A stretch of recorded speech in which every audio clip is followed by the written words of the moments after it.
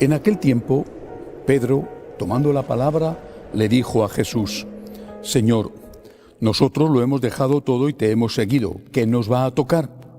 Jesús le dijo: yo les aseguro que en la vida nueva, cuando el Hijo del Hombre se siente en su trono de gloria, ustedes, los que me han seguido, se sentarán también en 12 tronos para juzgar a las 12 tribus de Israel. Y todo aquel que por mí haya dejado casa, o hermanos o hermanas, o padre o madre, o esposa o hijos, o propiedades, recibirá 100 veces más y heredará la vida eterna. Palabra del Señor. Bueno, estoy utilizando un texto que está adaptado al español de Hispanoamérica y por eso es un poco distinto del que usamos en España en algunas expresiones. Esto de la vida nueva es la vida eterna, si no parecería que es que simplemente se ha comprado uno un piso en una urbanización mejor. Hoy es un día en que celebramos una gran fiesta, la fiesta de San Benito, patrono de Europa. Copatrono, porque son varios los patronos de Europa, y es un día para meditar sobre la fe en nuestro continente, en el continente europeo. Recientemente un cardenal africano, cardenal Sará, que recibió la fe de evangelizadores europeos, se preguntaba sobre el porqué, esa rápida apostasía en que se está sumergiendo Europa. No solo le extrañaba lo profundo de la misma, sino de lo rápido que iba. ¿Por qué? ¿A qué se debe esta falta de fe?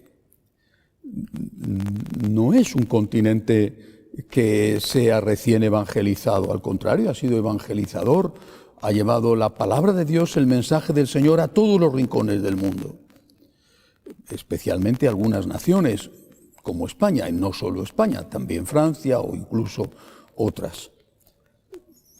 ¿Qué está pasando? ¿Qué ha pasado? ¿Por qué está sucediendo esto? ¿Por qué esta crisis profundísima en esa Europa, hasta hace muy poco cristiana, en esa Europa que ha sido el motor de la evangelización en el mundo?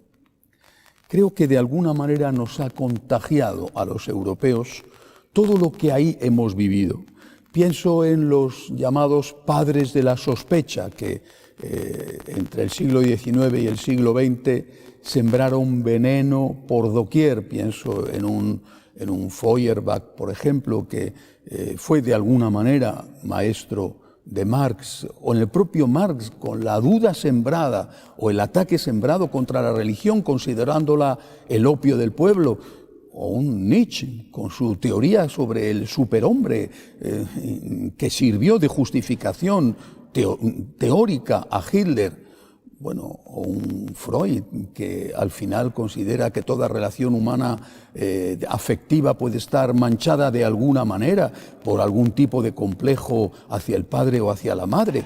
Es decir, se ha sembrado en Europa mucha cizaña y esto ha hecho muchísimo daño. Pero también ha habido otra cosa, ha habido la respuesta a esta cizaña, que no ha sido una respuesta del pueblo en un primer momento, pero sí de muchas de sus élites. Y digo que no ha sido una respuesta del pueblo porque, por ejemplo, en un país como el mío, en España, la gente dio la vida por Cristo. Los sacerdotes y los laicos dieron la vida por Cristo cuando se desató la persecución comunista y anarquista socialista en los años 36 al 39, con más de 7.000 sacerdotes asesinados y muchísimos incontables laicos. Pero las élites se dejaron subyugar. Hubo un momento en que se estudiaba en los seminarios más marxismo que palabra de Dios, o dicho de otra forma, se estudiaba la palabra de Dios a la luz del marxismo, porque se pensaba que el marxismo era el futuro y que había que aprender a convivir con ese futuro, con esa ideología dominante. Por supuesto que eso no lo creyeron todos. Hay que recordar a San Juan Pablo II, y no solo a él. No creyó en el valor de la Ostpolitik, sino que se enfrentó directamente y terminó, con ayuda de otros, naturalmente, por derribar el muro de Berlín. Europa ha estado sembrada de muchísimos malos vientos que han provocado estas tempestades. Pero hay que volver a las raíces, lo pidió San Juan Pablo II en aquella maravillosa peregrinación dentro del viaje a España que hizo a Santiago de Compostela en la Jornada Mundial de la Juventud, donde invocó a los europeos a volver a las raíces si no querían ver cómo se destruía moral e incluso civilmente su continente. ¿Cuáles son las raíces de Europa? El patrono que hoy celebramos, San Benito, nos lo recuerda. Europa, decía San Benito, hablando de la experiencia benedictina, Europa ha estado marcada por dos ideas dominantes: oración y trabajo. Ora et labora. Estas palabras, que quizá no sean atribuidas directamente a San Benito, pero que forman parte de la espiritualidad benedictina, son esenciales en nuestro concepto de la vida. Rezar y trabajar.